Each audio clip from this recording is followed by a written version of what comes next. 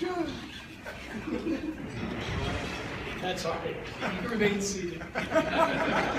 Good evening again. Welcome to the Har Sinai Paid Up Dinner.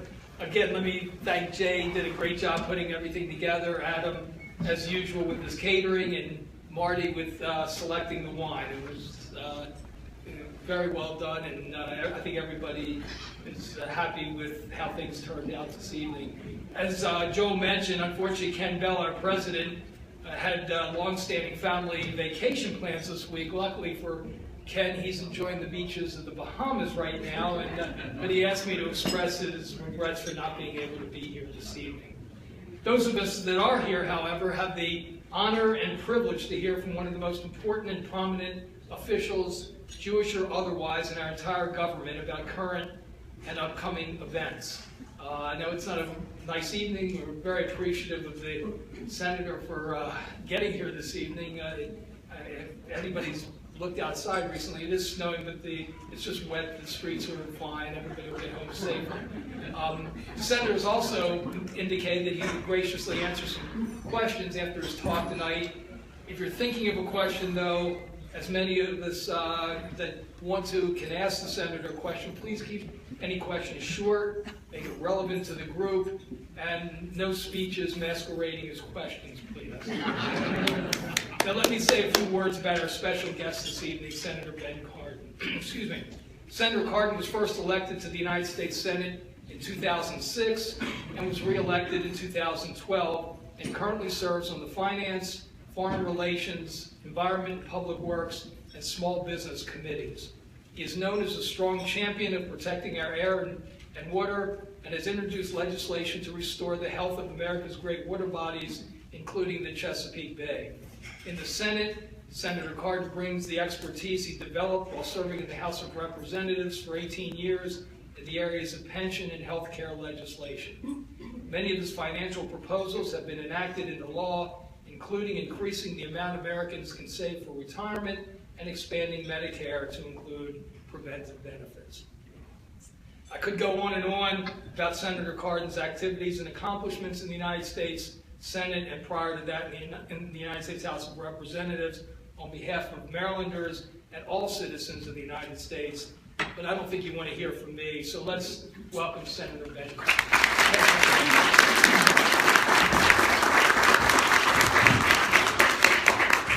Judge O'Shrine, first of all, thank you very much for the very kind invitation to be here. I appreciate it very much. Rabbi Sharp, it's good to be here at Har Sinai. This is an incredible congregation with an incredible history and legacy of activism. Tikkun Olam is part of your DNA, and we thank you for everything you've done to make our community a much stronger place.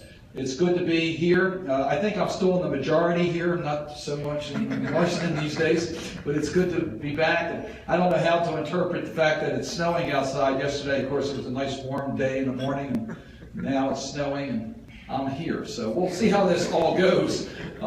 Maybe it's a sign, maybe it's not, but it's good to be here. Renee Cohn in my office is with me. That's it. Ted, I didn't know I was supposed to answer questions. That's fine. If I get any tough questions, it's Renee who's here can answer. No, I enjoyed that. In fact, I'm not going to talk too long because I want to hear what's on your mind. The United States Senate went back into session yesterday, so we're in what's known as a lame duck session after the midterm elections. And let me just share with you a few of the subjects that came up within the last 48 hours that should be of interest to you. And I really hope to engage in the questions that you would like me to talk about this evening. Obviously, the elections is on everyone's mind. We had our organizational meeting today. The Democrats in the United States Senate. It was a sad day. We said goodbye to a lot of our friends who will not be coming back in January. And that's always a rather emotional moment. But the key thing that at least I take away from the midterm elections is Americans want to see their government work. They want to see things get done. And they don't want to hear excuses. They want us to deal with the critical issues of our time. They'd like to see us pass a budget. All these continuing resolutions or government shutdowns or sequestration, that's not what this country is about. So they want Democrats and Republicans working together to get things accomplished. Yesterday, I co-hosted with Senator Portman, a Republican from Ohio, a good friend of mine, Dr. Kim, who is the head of the World Bank. He was there to make the point about how ill-prepared the world was to deal with the Ebola outbreak, and how we have to take steps to make sure that the international community is prepared for the next type of crisis. Yes, we have to deal with the current crisis. And let me assure you, any developed country that has an Ebola case will know how to deal with it. It's rather elementary health care in order to deal with individuals who have been inflicted by Ebola. And by the way, if it's done right, the survival rate should be above 90%. If the person is under treatment early, we should have a 90% survival rate. The problem in the 3 African countries that are inflicted by Ebola, they don't have a healthcare system. They don't have healthcare workers. They don't have a way of dealing with it. And their tradition tells them to deal with dead bodies in a way that just infects a lot more people. So we have to deal with the circumstances within those 3 countries. To make an interesting side note, Nigeria was inflicted by Ebola, and they eradicated it completely. Just a few years ago, Nigeria couldn't have done that. The reason they're able to do it is because of a program that was passed under President Reagan with bipartisan support called PEPFAR. It was a US-led effort to deal with the spread of HIV/AIDS. We're proud about that program, but what it did is provided substantial money to countries who had a large number of HIV/AIDS cases, because we knew there's ways of stopping the spread of HIV/AIDS and to treat those who have it. And it's been very, very successful, very successful. But as part of that, Nigeria now has healthcare workers and clinics, and they understand much more about healthcare. Their infant survival rates are much higher. The side benefits of us getting countries able to handle healthcare issues have many side benefits. And one is the Ebola crisis. So what Dr. Kim was telling us is that there is no mechanism in the world to deal with these types of outbreaks. World Health Organization is not prepared to deal with it. And the only financial institution who can really deal with it is the World Bank. And he is promoting this coming week at the G20 meeting a mechanism where he can respond, the World Bank, up to $1 trillion to deal with these types of disasters, assessed according to the ratio that each country who belongs to the World Bank would pay. The US would be about 18%. Not surprisingly, the only major country in the world that has responded to the Ebola crisis globally has been the United States of America. We're the only major country that has really contributed beyond the individual share of our resources in the world. And I'm proud of the US response, but we need to make sure that there's a global response in dealing with these types of issues. That's one of the issues we took up. Another issue that came up today, and reporters are all asking me about, is what the president's going to do about the immigration issue. We still have problems of unaccompanied children at our borders and not quite getting the same headlines we had before, mainly because of the season. This is not the season where we get a lot of people traveling to America from other countries. But we have a broken immigration system. And the reporters asked me, should President Obama take action on his own and fix the immigration system? My answer is no, Congress should do it. We should have done it a long time ago. The United States Senate did it. We passed a really good bill. A bill that I would have liked to see a lot more compassionate. But I don't control the climate, the political climate in Washington. It's a compromise. It represents what Democrats and Republicans could agree to do. It's pretty tough on people who are undocumented today, but at least gives them some hope. It strengthens our border protections. It's the right type of bill. It deals with the dreamers. That passed the Senate over a year ago. Congress needs to act. We need to get things done. So I hope one of the lessons from the midterm elections is that we'll get these types of matters dealt with. The other hearing I had last night, I can't tell you the specifics of it because it was a closed, classified hearing on the Senate Foreign Relations Committee dealing with ISIL.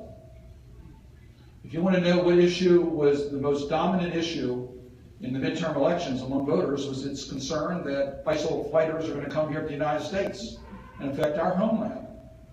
It is a brutal, extremist, terrorist group, and we need to deal with it.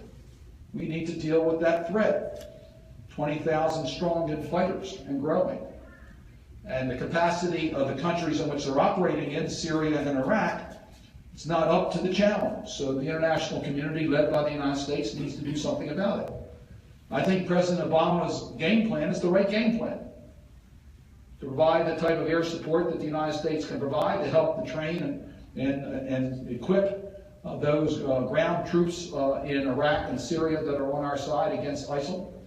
And the Senate Foreign Relations Committee is now going to have a hearing next week to see whether we can pass a specific authorization to deal with this issue, rather than leaving it an open-ended authorization that the President currently has and could be used to interject ground troops where we think ground troops should not be. So we're going to take that issue up next week, and that's another area that I hope we can get some work done in the lame duck session. The last issue I want to mention that we had some meetings this week deals with Iran.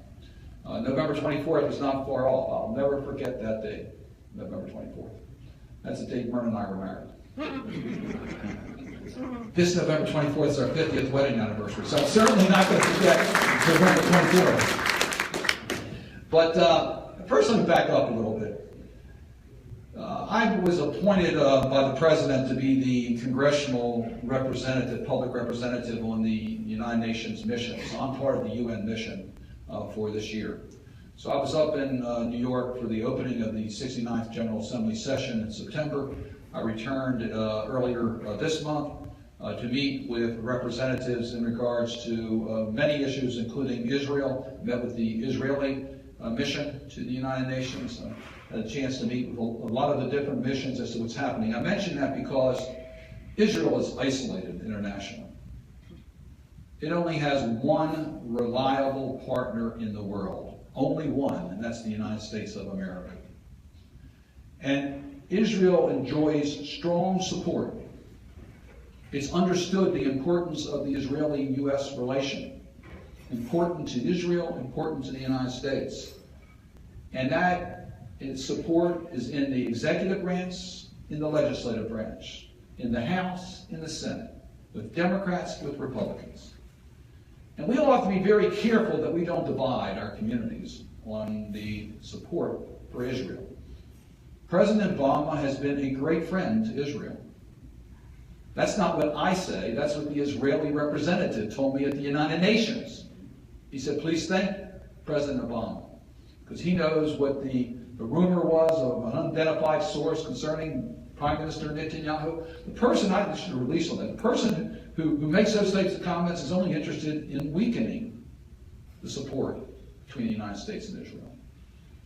Now, I mention that because during the Hamas attacks on Israel and Israel's response, we got it right in the United States. We understood there was no moral equivalency between what Israel was doing to defend its citizens and what Hamas was doing in sending missiles into Israel. We understood that. We got it. The United Nations certainly didn't get it. If you look at the resolutions they passed in the Human Rights Council and the resolutions they passed, that it was all one-sided. Human rights investigations of Israel. No mention of Hamas at all. Outrageous. No mention of Israel's responsibility to defend its own citizens. So we're trying to get beyond that. We want to get to the peace process. And quite frankly, I have been really promoting a two-part strategy to get the parties back to peace between the Palestinians and Israelis. One is there needs to be a demilitarized Gaza. And it's got to be supervised by a respectable international presence, and it can't be the United Nations, because they do not have the credibility. And I'm working to get interest within NATO, for a NATO presence, to deal with a demilitarized Gaza. Part of that would also be to give economic opportunity to the Palestinians. There, I think the United Nations can do its work. The United Nations Development Program, headed by Helen Clark, who's the former Prime Minister of New Zealand, is a credible person who can deal with that type of assistance to the Palestinians. And President Perez really got this right. He understood it. He understands it, that the way for peace between the Palestinians and Israelis is where the Palestinians see an economic opportunity, and it doesn't come through Hamas. So we're working to try to move that forward. Now, getting back to Iran, we only have a few more weeks before the deadline on the extended talks. And I must tell you, I give President Obama a lot of credit in that the way he's proceeded here is not the way that I would have recommended. I said that at the time. But I give him credit because with all of our problems that we're having with Russia and China, he's been able to maintain the tough economic sanctions globally against Iran. Iran has been isolated. That's the only reason they're at the negotiating table. The only reason. And they want to become a nuclear weapons state. And the only way that we will peacefully deny them that is if we can really keep the international pressure that Iran will not get relief unless it really does give up its nuclear weapon ambitions. And that's what's at stake here. And our negotiators get it. We've had enough meetings with them. They understand what has to be achieved. And we're going to be watching that very, very closely in the next 2 weeks to see where we are. And quite frankly, the best resolution, and Israel is in total agreement on this, the best resolution is to negotiate an agreement where Iran does not have the capacity to break out for nuclear weapons for a considerable period of time if they change their philosophy, and there are international inspectors present in Iran monitoring what they are doing. That's what our hope is, and that's what we're working on, and that's what we're trying to get accomplished. So as you can see, there are many issues coming up in our lame duck session. We would like to get out in time for Hanukkah. We'll see whether we can do that. It's a real joy. I must tell you this, and Renee knows this. It's a joy to serve in the United States Senate. Barbara Mikulski is my dear friend, and the two of us work together on these issues. And with John Sarbanes, who represents this community in the House, we have a federal team that are very close. We work together, and there's not too much difference in our priorities and how we go about work, but we do share, and we share our committee assignments and responsibilities, and that makes life a lot easier. My fondest hope is that in the new Congress, we're going to see my colleagues understand that we really need to do the people's business, that this country's economy is moving in the right direction.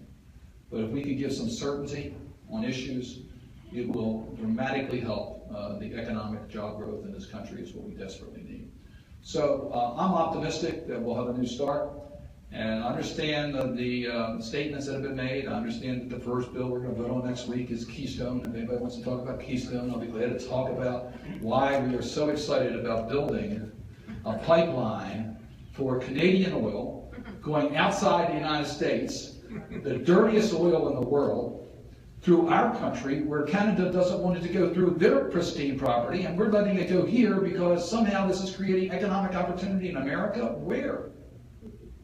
It doesn't make a lot of sense to me why there's been such a focus on Keystone Pipeline. So we're going to have a vote on that on Tuesday. I will be on the floor of the United States Senate managing some of the time in opposition, and I will be opposing that for many reasons, but the major reason is that I was proud that President Obama was able to provide strong leadership on climate change, on carbon emissions. We have significantly reduced our carbon footprint in this country, thanks mainly to conservation. You think back 10 or 15 years ago, the oil industry said they had no way they could get to the type of efficiency standards that we now see in our automobiles today. We achieved that. We've reduced dramatically the amount of energy we use in our buildings, dramatically.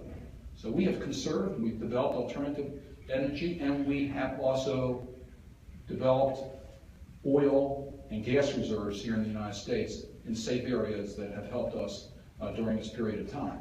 As a result, we have reduced our dependency, and we're basically energy independent today. We have a much greener economy, and we are contributing less carbon emissions. The President was able to get President Xi of China to agree on significant carbon reductions. And to me, at the same time, we now pass a bill that puts these tar sand oils into the international market, which is hugely detrimental to our environment. It seems to me it's an inconsistent message to the international community and weakens U.S. leadership globally on dealing with one of the greatest global problems we have, and that is dealing with climate change and the incredible impact it's having on populations around the world.